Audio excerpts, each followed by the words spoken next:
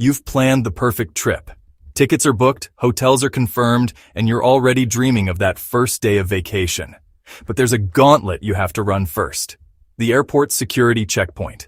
One small, innocent mistake here can derail your entire trip, costing you time, money, and your peace of mind. Why? Because as travel has boomed, the rules have gotten tighter and enforcement has become stricter. I've taken over 300 flights in my career, and I've stood in enough security lines to see it all. I've watched panicked travelers get pulled aside, forced to throw away expensive items, or miss their flights over simple, preventable errors. I've seen them sabotage their own meticulously planned trips in 5 common ways. My only goal today is to make sure you avoid every single one of them. Just last summer, I was at LAX when I saw a woman standing at her boarding gate, visibly distressed. She was being forced to pay a surprise $150 fee to check her carry-on. The reason? It was barely an inch too big. A gate agent, armed with a metal sizer, was completely unforgiving. That tiny measurement difference created a delay that caused her to miss her international flight connection. It was a brutal, expensive reminder that most people are dangerously unprepared for the 2025 airport rules, which have become stricter than ever. This video is your definitive playbook for navigating what has become the most stressful part of travel. A tiny misstep, a forgotten water bottle, the wrong type of ID, a poorly packed bag, can unravel months of careful planning. My mission is to eliminate that anxiety completely and help you walk through the airport with the confidence of a seasoned pro. The first mistake, and the one that catches so many people off guard, happens before you even pack. It's about the physical bag you choose to carry. Now, here's a critical distinction. Who cares more about your carry-on size, the TSA or the airlines? The answer is the airlines, and in 2025 they have zero tolerance. For most major U.S. airlines like American, Delta, and United, the standard carry-on size is a firm 22 by 14 by 9 inches, and that includes the wheels and handles. Don't eyeball it, measure it. Southwest is known for being slightly more generous, offering a larger 24 by 16 by 10 inch limit. But the real trap lies with budget airlines like Spirit or Frontier. Their business model often relies on fees, and your bag is a prime target. They use unforgiving metal sizers right at the gate. If your bag doesn't slide in and out with ease, you're paying a steep, non-negotiable fee to check it right there on the spot. There is no universal standard, so your most important pre-trip ritual should be checking your specific airline's website. Then there's your personal item, typically a backpack or purse. This isn't a second carry-on. Its purpose is to fit completely under the seat in front of you. A good guideline for size is around 18 by 14 by 8 inches, but this also varies by airline. It's crucial to know that essential items, like a diaper bag, a breast pump, or necessary medical devices, generally do not count toward your carry-on or personal item allowance. But always double-check the airline's policy.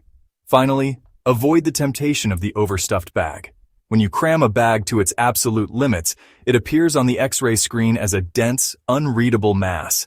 This is an immediate red flag for a TSA officer, as it obstructs their view of the contents. It guarantees a time-consuming secondary search, where an agent has to unpack your carefully folded clothes and personal items for everyone in line to see. Pack smart, and always leave a little extra room. Let's talk about the mistake that has been holding up security lines for nearly 2 decades, the 311 liquids rule. This rule was born out of a thwarted terrorist plot in 2006 involving liquid explosives. While some international airports are slowly rolling out new 3D CT scanners that make this rule obsolete, for the vast majority of travelers in the U.S. in 2025, the 311 rule is still the absolute law of the airport. The 3 inches stands for 3.4 ounces or 100 milliliters. Every single liquid, gel, cream, paste, and aerosol in your carry-on must be in a container that is this size or smaller. This rule applies to the container size, not the amount of liquid inside. A 6-ounce bottle of lotion that's nearly empty will be confiscated. Remember the TSA's simple motto: if you can spill it, spray it, spread it, pump it, or pour it, it's a liquid.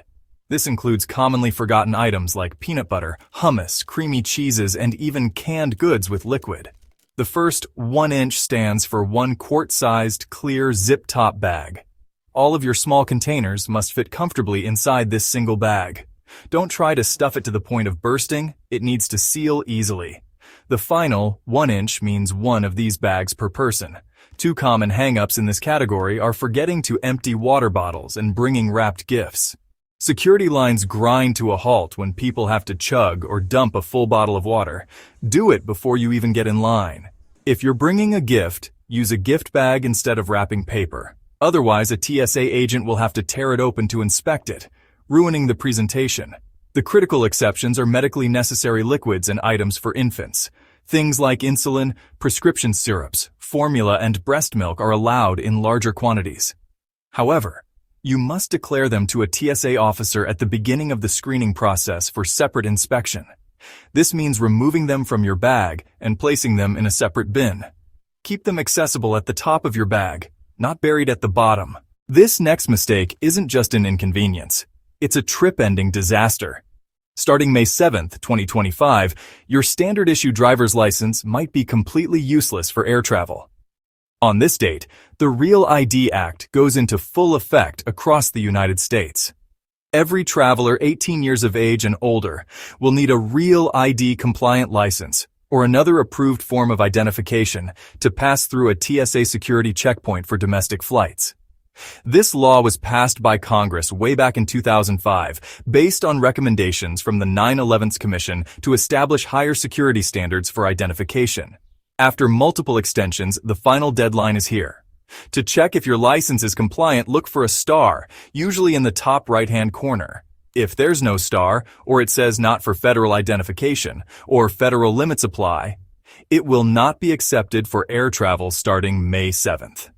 If you don't have a Real ID, you can use other approved forms of identification, such as a U.S. passport, a passport card, a DHS Trusted Traveler card like Global Entry, or a state-issued enhanced driver's license. An enhanced driver's license, available in states like Washington, Michigan, Minnesota, New York, and Vermont, is a Real ID-compliant card that also allows land and sea border crossings to Canada, Mexico, and the Caribbean. What you absolutely cannot do is show up after the deadline with an old, non-compliant license and expect to fly. You will be turned away. Check your state's DMV website immediately to see what documents you need, like your birth certificate, social security card, and proof of residency, to get your Real ID. The lines are only going to get longer as the deadline approaches. The fourth mistake is one many travelers make without ever realizing the serious safety risk involved. It's all about your electronics, specifically power banks and spare lithium-ion batteries. The question is simple. Do they belong in your checked bag or your carry-on? Answering incorrectly isn't just a rules violation. It's a genuine fire hazard. The Federal Aviation Administration, FAA, has a strict, non-negotiable rule. All spare lithium-ion batteries are absolutely forbidden in checked luggage. This includes power banks, portable chargers, and any spare batteries for your camera or laptop. They must be in your carry-on bag. The reason is the risk of what's called thermal runaway. If a damaged or defective battery overheats and catches fire in the cargo hold, it could be catastrophic before anyone can react. In the cabin, however, the flight crew is trained to recognize and extinguish a battery fire quickly and safely. Battery size is also regulated. Any battery under 100 watt-hours is generally fine to bring. For larger batteries between 101 and 160 watt-hours, you need explicit airline approval before you fly.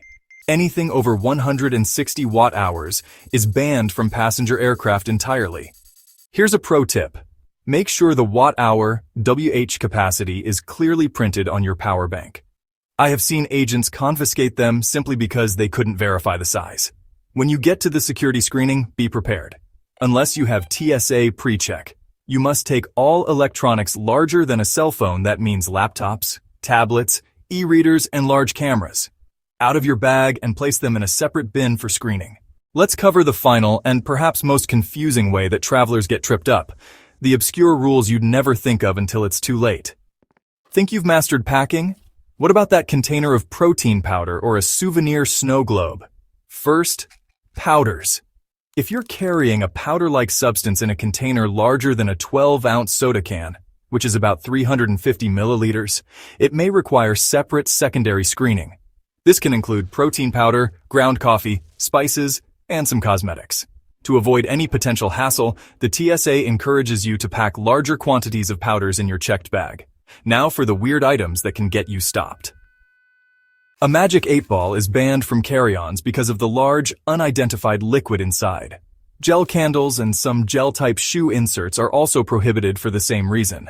That beautiful snow globe you bought as a souvenir is a no-go unless the liquid inside is clearly under 3.4 ounces and it fits in your quart-sized bag, which is almost never the case for the larger, more ornate ones. Anything that even a weapon is a major red flag. This obviously includes firearms, but it also extends to realistic replicas, toy guns, even foam swords for kids, and martial arts weapons. Bear spray is completely banned from aircraft, both carry-on and checked.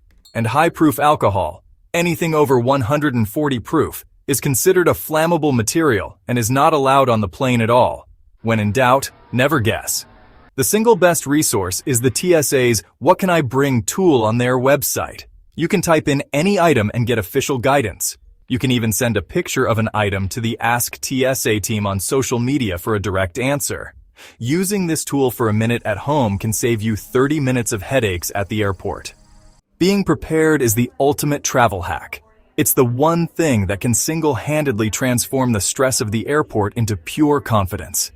If this guide helped you feel more prepared, subscribe for more professional travel tips that get straight to the point. For all my fellow planners out there, I'm putting a link in the description to a free downloadable packing checklist that covers all these 2025 TSA rules, so you can pack for your next trip with total peace of mind.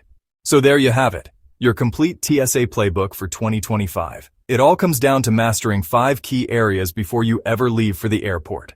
First, check your specific airline's bag size and weight limits before you pack a single thing, especially on budget carriers. Second, master the 311 liquids rule and know its critical medical and infant exceptions. Third, get your real ID sorted out well before the May 7th deadline to avoid a travel catastrophe. Fourth, pack your power banks and spare batteries safely and correctly in your carry-on, never in your checked bag. And finally, when in doubt about an unusual item, take 60 seconds to check the official TSA website. Travel should be about the adventure waiting for you, not the anxiety of getting there. Follow these guidelines, and you can walk into that airport prepared, confident, and ready for your well-deserved trip to finally begin. Happy packing and safe travels.